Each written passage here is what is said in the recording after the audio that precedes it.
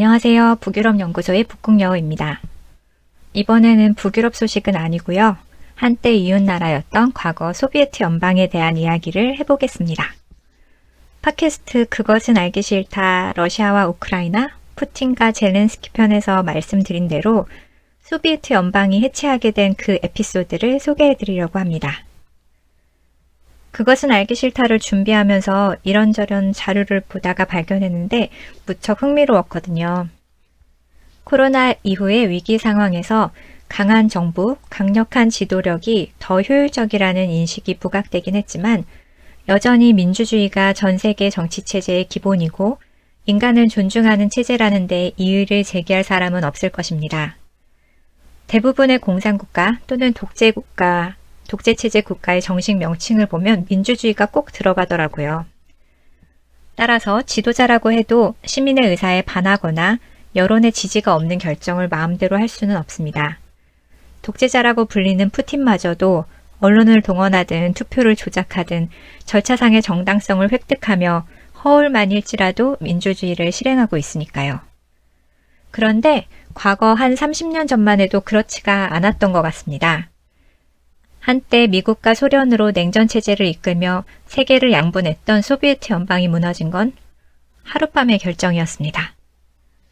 영국의 BBC에서 미하일 고르바초프가 사임을 하며 소비에트 연방이 무너진 지 25년이 되던 해인 2016년에 고르바초프 사임 17일 전 소비에트 연방에서 탈퇴를 선언한 러시아, 우크라이나, 벨라루스의 지도자였던 보리스 옐친, 레오니드 크라추크, 스타니슬라브 슈스코비치 이렇게 세 사람을 인터뷰했습니다.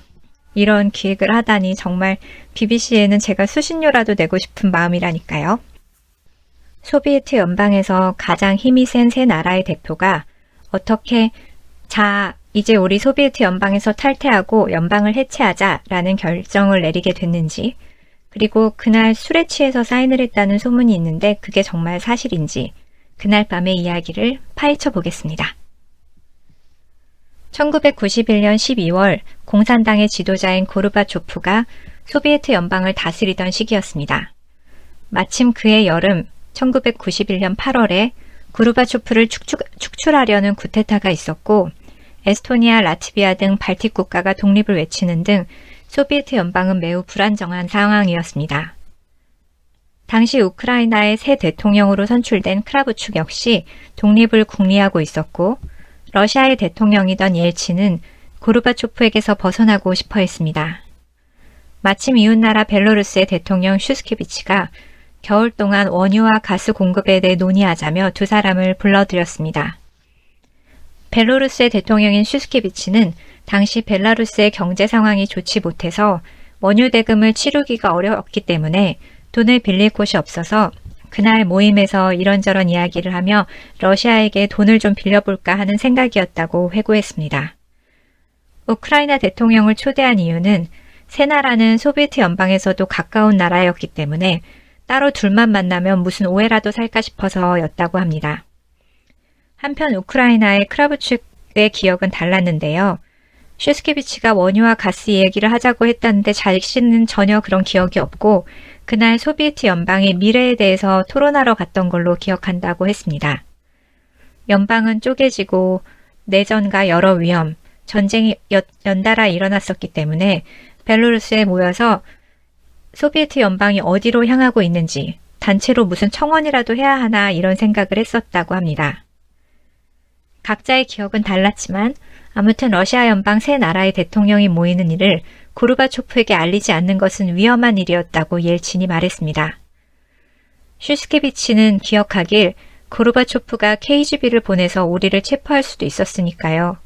KGB는 연방 소속이라 고르바초프의 지휘 아래 있었거든요. 이렇게 말했습니다.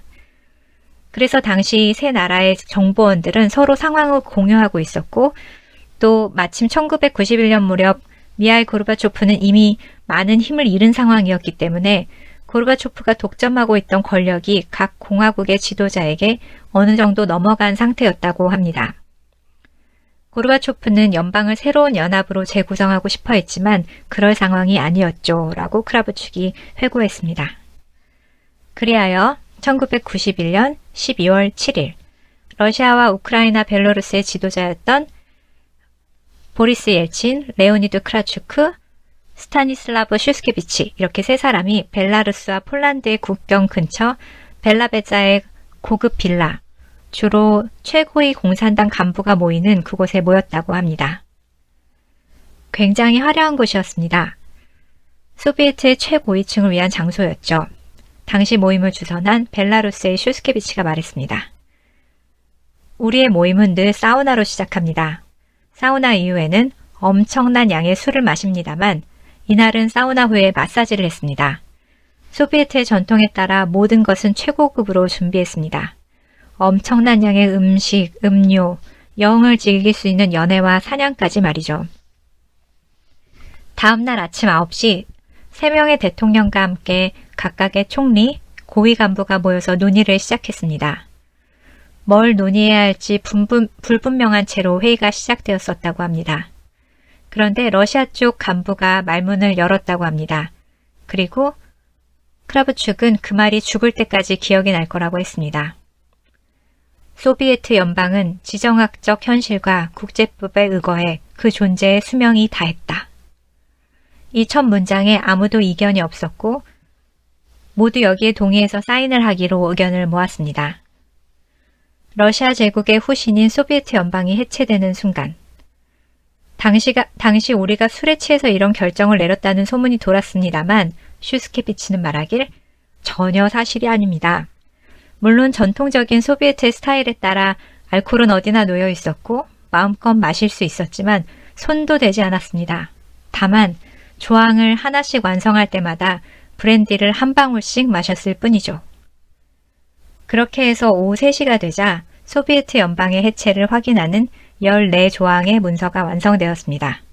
그러면 브랜디를 14방울 정도 마셨다는 거겠죠? 다음은 슈스케비치의 기억입니다. 옐친과 크라브축이 장난처럼 저도로 고르바초프에게 전화를 걸어서 우리의 결정을 알리라고 했습니다. 저는 그럼 옐친 당신이 당신의 친한 친구인 조지 부시에게 전화를 걸어요. 이렇게 말했죠. 저는 고르바초프에게 전화를 걸었습니다. 하지만 바로 연결되진 않았어요. 여기저기 계속 전화를 돌렸고 전 매번 제가 누군지 설명해야 했습니다. 제가 전화를 걸기 시작하자 옐친도 부시에게 전화를 걸었습니다. 제 기억에 부시는 2가지를 물어봤어요. 그럼 이후에 소비에트 연방이 지고 있던 모든 의무는 러시아가 이어받을 것인가요? 둘째, 소비에트가 보유하고 있던 핵무기는 어떻게 됩니까? 옐친은 소비에트의 의무는 다 이어받을 것이지만 당시 핵무기에 대한 논의는 이루어지지 않았기 때문에 그 문제는 대답하지 못했습니다.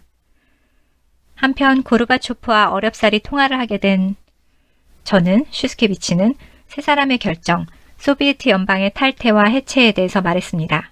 그러자 고르바초프는 화를 내며 이렇게 말했습니다. 도대체 무슨 짓을 한 거야? 온 세계를 뒤흔드는 일을 한 거라고. 슈스케비치, 저는 차분하게 우리는 이미 문서를 다 마련해서 사인하기 직전입니다. 그러자 고르바초프는 국제사회가 어떻게 반응할지 생각해 봤나요? 하며 잘난 체하듯 물었고 저는 옐친이 지금 부시랑 통화 중인데 부시는 상관없다는 것 같습니다. 오히려 반기는 것 같은데요.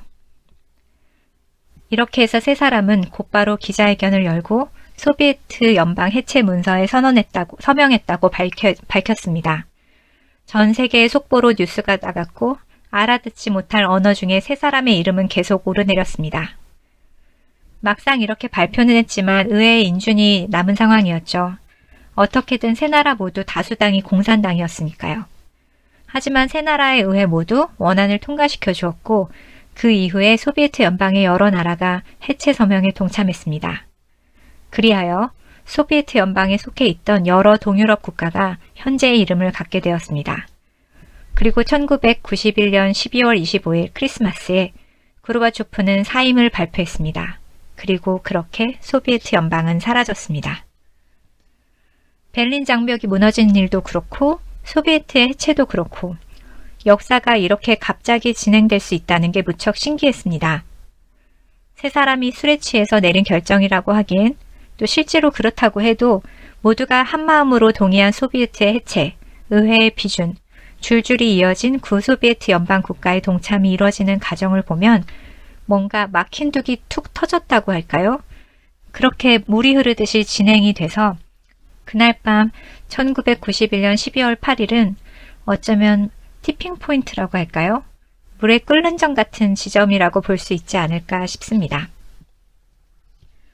5년 전에 북한과 정상회담과 또 교류가 시작됐을 때 통일도 어느 날 저렇게 되는 거 아닌가 싶은 생각이 들기도 했는데 그러기엔 아직 상황이 무르익진 않은 것 같네요. 우리는 역사 속에 살고 있고 여러 가지 전조 현상이 있는데도 어느 방향으로 흘러갈지 참 모르는 걸 보면 역사는 참 어려운 것 같습니다. 하지만 확실한 건 오늘의 날씨를 보면 봄은 무르익은 것 같습니다. 아직 코로나가 기승이긴 하지만 요리조리 잘 피하며 봄을 즐기시길 바랍니다. 그러면 헤이도! 더 많은 뉴스는 북유럽 연구소 브런치나 페이스북을 참조하세요.